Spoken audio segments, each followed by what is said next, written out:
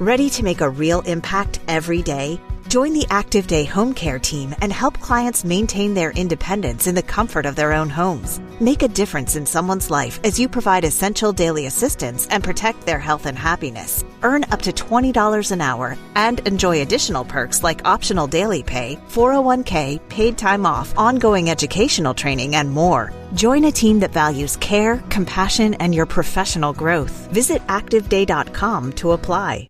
Hey guys, welcome to Creators today. Today we have a special guest. Kito Fortune. Welcome to the show. I'm so glad you could do this. So, God, I know you. I know that you're an amazing person, and not only that, you're an amazing poet. Like, you're so freaking talented. It's like, Thank you. Oh my gosh. So tell us, like, okay, the beginning, like, you're from Southern California, based out there, and how did you find your way into that world of poetry? Like, where did that come from? Well, I mean, like I've kind of been around poetry my whole life. My dad, although he doesn't really write that much poetry himself, like he reads a lot of poetry, and when we were little, he would have us like memorize poems in the car on like the way to school. And my older sister writes and everything like that. But I didn't start writing until I was like 20. Like I've been around poetry forever, but like it wasn't until college that I actually started like doing it myself.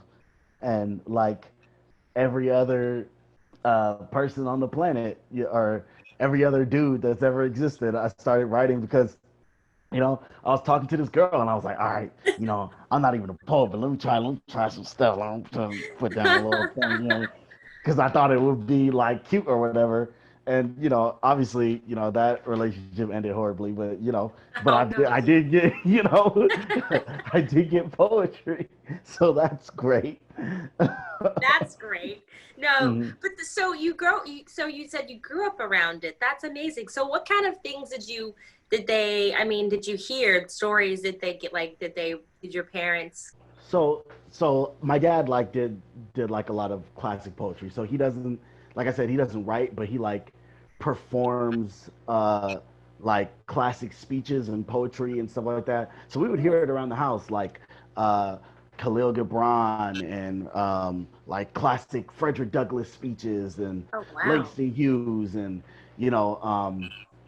and it was just that thing. Like it was his thing. A lot of people like from in our family and like in our church community knew him for being like that guy. He's like the guy where you go to him and you say, "Hey Joe, give us a poem for this whatever day," and he's got like a poem for everything.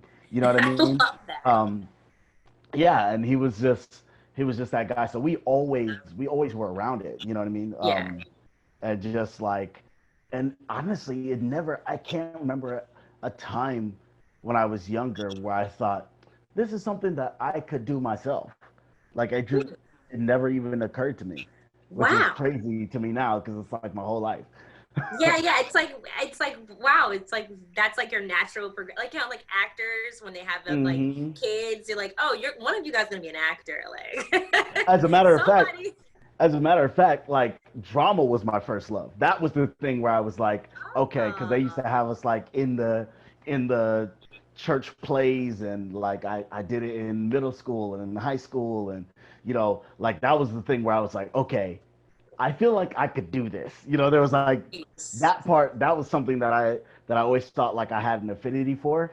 And then like writing just kind of became like the thing that kind of like put all of the different like parts of me together. Because like I like to act and I like to perform, and and just kind of like writing my own story. Yeah, and you can mesh those worlds together, right? Because you're performing.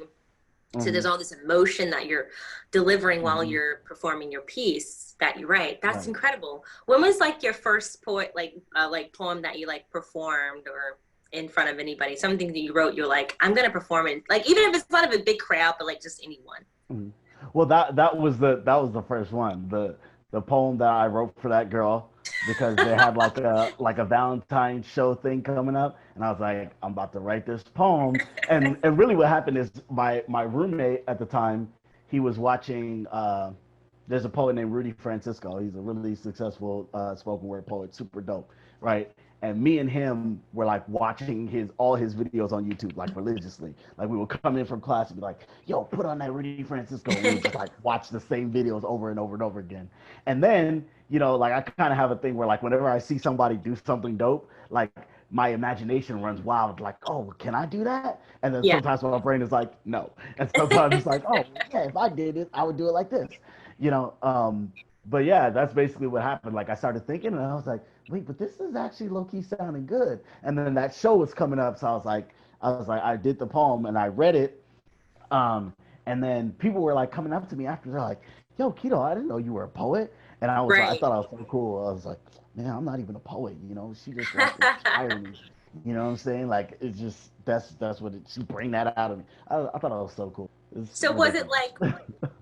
like, so I guess self-taught, but also did you go to school for it? Did you go like take classes? um, Uh, like yes and no. We while I was there after I started writing, because I honestly wrote that poem and then didn't start writing for myself until like 6 months, almost a year later. Because I Oh, showed it to wow. my sister and she was like, "You need to be writing all the time. What's going on?" And then that's when I started really like writing for myself and writing about all kinds of different things and like realizing how cathartic it was for me just to like share it. And then I found a poetry community like while I was in school, like of other Right. poets that were running an open mic there, and like I went to the open mic and it did really well, and there was like a whole bunch of people there, and then they had it's a group called the 2 Cents Movement. So I went to college in Trinidad. Like I know you know this, Nice. yeah. But I went to college in Trinidad, and while I was over there, they had a group called the 2 Cents Movement, and like they invited like instructors, like all kinds of poets, like from Wow. around the island, to come and like teach workshops and help us with our performance and all kinds of stuff like that. So that was like the first poetry community. So like it's like I didn't like go to school for it, but like Mhm. I learned it while I was in school. That was like my like poetry schooling, was in that group. Nice. Yeah. What's kind of what topics do you like to talk? Like, I guess every poet, it's like I'm sure it's like a variation of different topics you could talk about, but I don't know what inspires you. Like, okay, this is what I want to write about. Like, Hmm. this is it inspired by, I guess, I don't know. For me, I would think using your platform, right? Hmm. Because there's so much going on in the world that you want to highlight and share, and I can see Hmm. that in your work. Like you're it's not like a main focus you have, but I do see it in Hmm. a lot in your work. Do you do Yeah. that? I think you do that purposely, right? Because you want to kind of share that Yeah, and get it out. absolutely. That's something that I focus on, like as far as especially like the activism side of my poetry. Like I do that purposefully, and I think for somebody who like discovers my work, right? Chances are somebody discovering my work is gonna find me talking about issues going on with the Black community. Like I work with like outside of performing poetry, I work with like young men who are in the detention system, or young people who are in the detention system, have been to jail or whatever, and we teach poetry and hip hop to them. So I Wow. definitely gear a lot of my poetry towards specifically like younger Black men, telling them like a lot of the things that I needed to hear, or Yeah. some of my friends that I grew up with would have needed to hear at that time. You know what I mean? So there's a lot of it that's geared towards that, but on top of that, I try to be like versatile, like, and talk about like all kinds of things going on in my life. You know what I mean? Like uh I just recently like went through a breakup, so I got a whole lot of sad nigga poetry right now. You know what I mean? like that's like the a bulk of it.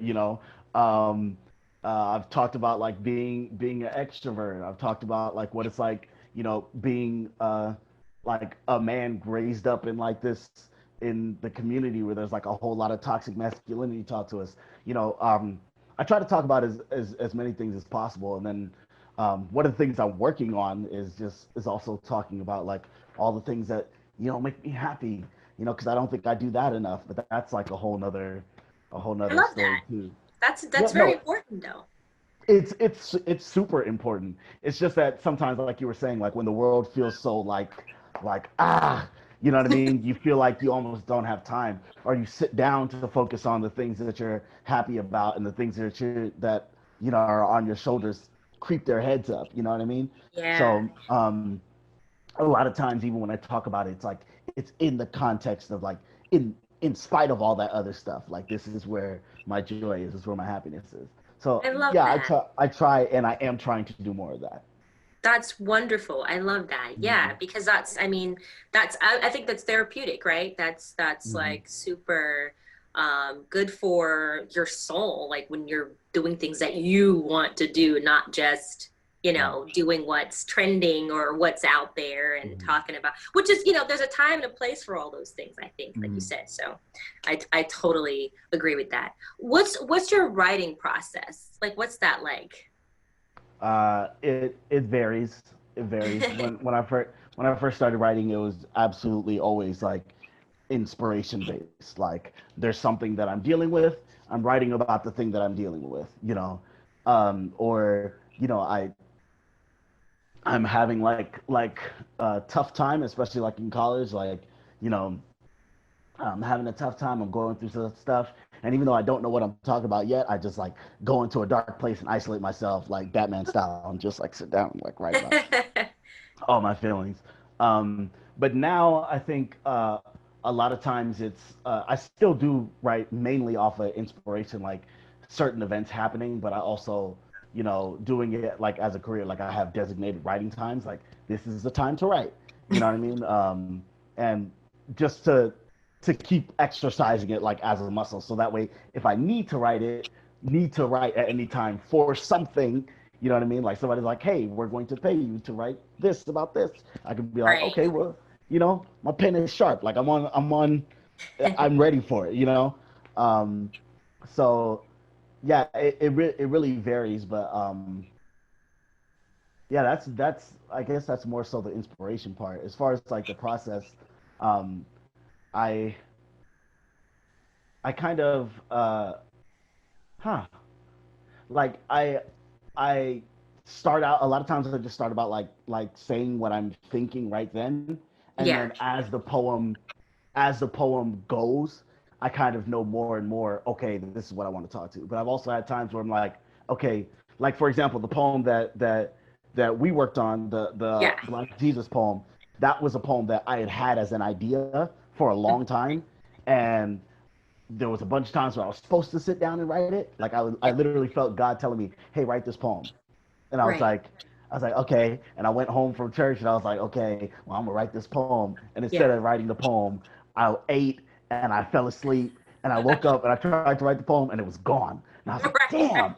And then like I tried so many other times to write it and it wasn't coming. And then like another 3 months later, like I went to church. Something inspired me from that day, and I felt God, hey, write this poem. And I was like, Right. okay, cool. So I go home and I actually like force myself to sit down and write the poem. And I'm telling you, like in 30 minutes, it all came at once. But that rarely Wow. happens. That rarely happens like that, where it's like all once. It's always like an editing process. There's always like things that I need to take out or put in or whatever. Wow. Yeah, sometimes it really does come like a bolt of lightning like that, where it's like, okay, this is the idea. I know where I want to go with it, and it, you know, just flows. That's amazing. That's amazing. So I didn't know this, but you Mhm. wrote a book. Like you have this book called the Zoo Paper Oh Book. Like, yeah, whoa, congratulations yeah, on the that. zoo. It's right here. Nice. So I mean, tell us about your book. Tell us about that. Okay, so um, I my whole life, like I before poetry. Remember, I was telling you, like I didn't even start writing poetry till I was 20, Right. and until I was about like 22, like all I ever wanted to do was work with animals. Like my first Oh, job, every job has been like working with or around animals in some capacity, I really thought I was about to be Black Crocodile Hunter, like real talk, like that. Like that's what I wanted to do. And you know, like you grow up and you just kind of figure out like what your true purpose is. And Yes. I've kind of deviated into doing poetry. So a lot of the theme for this book was about kind of like searching back that passion, like kind of digging that up. You know what I mean? I had one of my coaches from the slam team. He had told me, he was like, you know, like you work at the time I was working at the zoo, at the Santa Ana Zoo, and he Oh, was like, nice. you work at the zoo and you never talk about it in your poetry, because he was like trying to challenge us to talk about more things. And I was like, you know what? I've never written a poem about that. I've never even written a poem about my love for animals. The only reason you Wow. would know is if like because I'm always like throwing animal references like in my poetry, you know. So in this book, it's kind of like a book about like my life and a number of experiences and things I see around the world. But it's Nice. like all of the poems are themed after a different animal, Oh, really and the cool. artwork, the artwork is by an artist named Hannah Bosnian. She's super dope. And there's Amazing. like each animal has like a illustration in there. Oh, This is very like the cool. salmon and the panther. Yeah, and it's just me talking about a bunch of different things. Some things more personal, some things that like I see around the world, and I'm just like telling the stories through like the stories of animals. That's Um, amazing. yeah. How, I mean, so that came out. I'm sure that felt amazing, right? To see that you Oh finished man, something, it's out there. it is not. It is not for the faint of heart. I can tell you that. Oh, praise God that I'm here and it's done. Yeah, you got it done. You got it Yeah. done.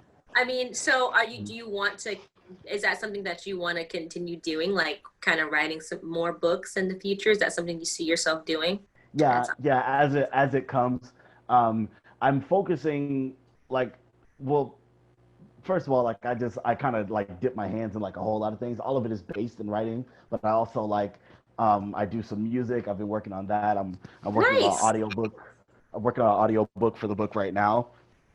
Nice. Um, and yeah, but I definitely want to do more books as like I figure out more stories that I want to tell and the way that I want to tell them. Yeah, I'm definitely gonna keep doing that. I love that. All right, I love that. I always ask every guest on here this really funny Mhm. question.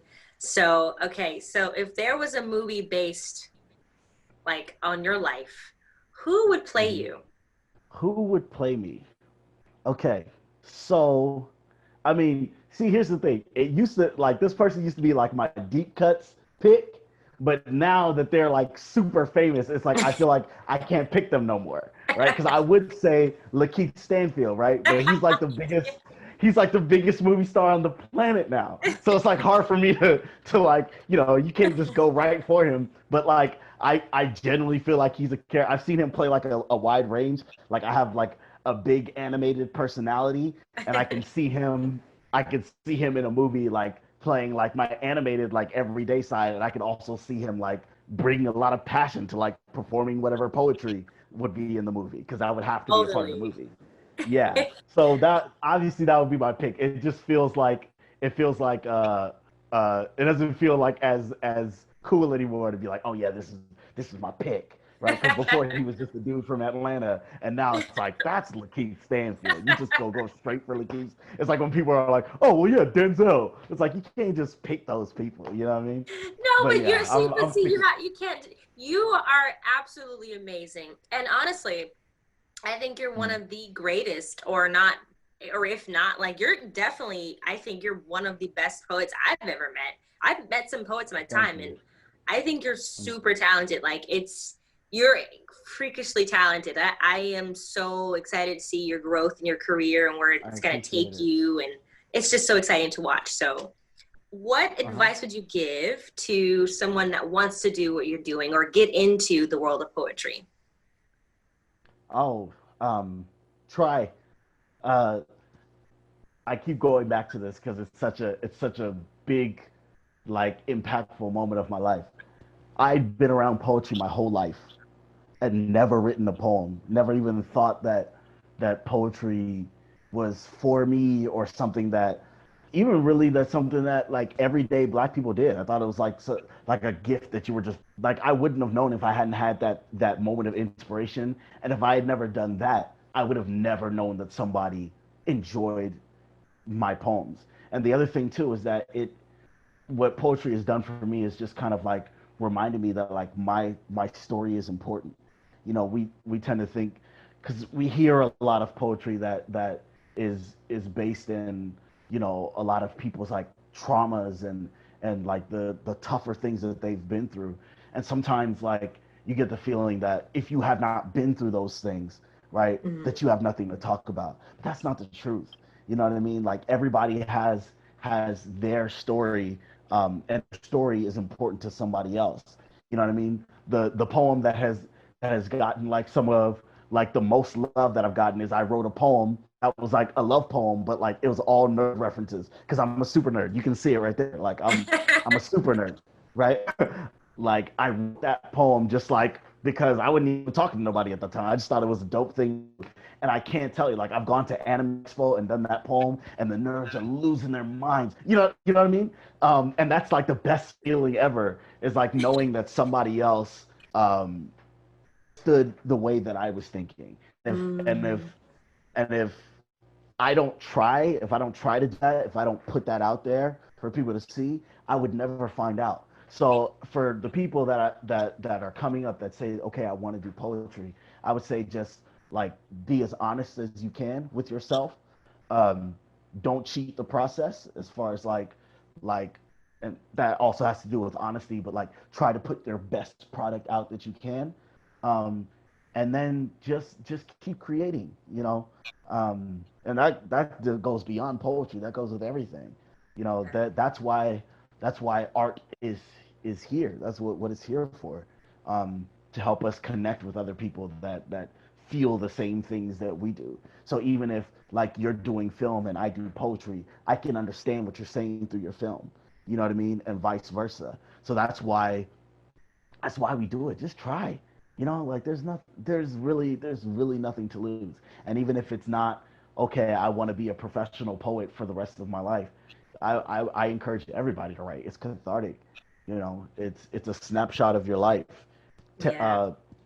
50 years from now, you know, uh, even if I'm not here anymore, you know, 50, 60 years from now, my kids can go and find my poetry and be like, this is where dad saw the world at this time. This is how we saw the world at this time. You know, Yeah. this is a snapshot of what 2020 was like.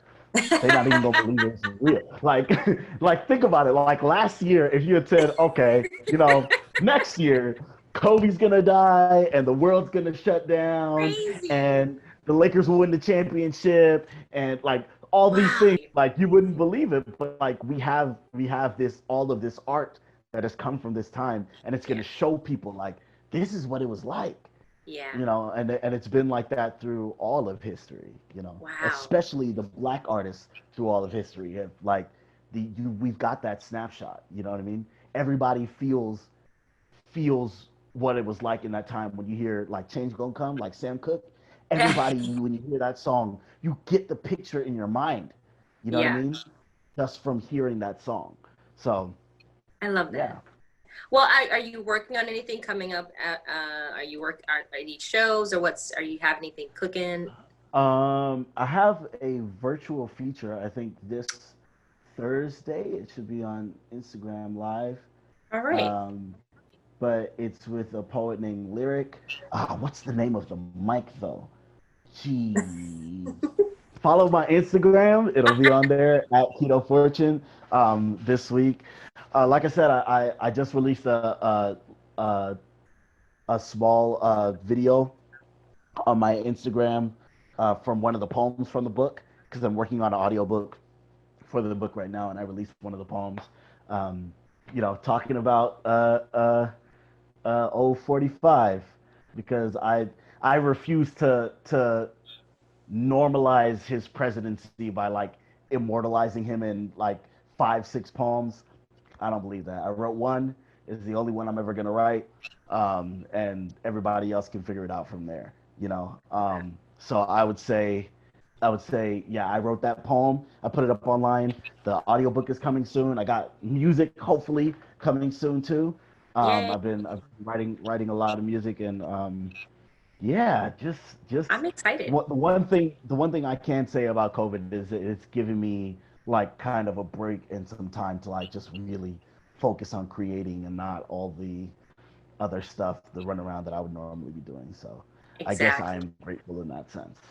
Yeah, that's wonderful. I love that. It's so good to see you. So good to hear that you're doing Good to see you great. too. And Thanks for everybody having me. remember to live, love, laugh. Bye, everybody.